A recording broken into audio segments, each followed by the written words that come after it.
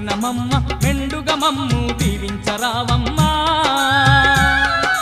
విజయవాడలో వెలసిన దుర్గమ్మ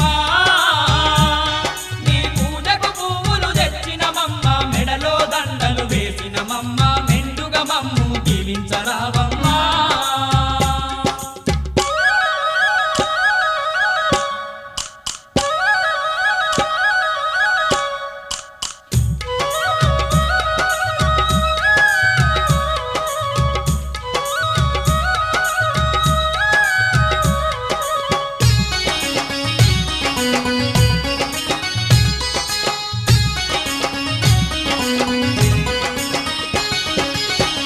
పళ్ళతో పూజలు నీకు అన్న పూజలతో అర్చన నీకు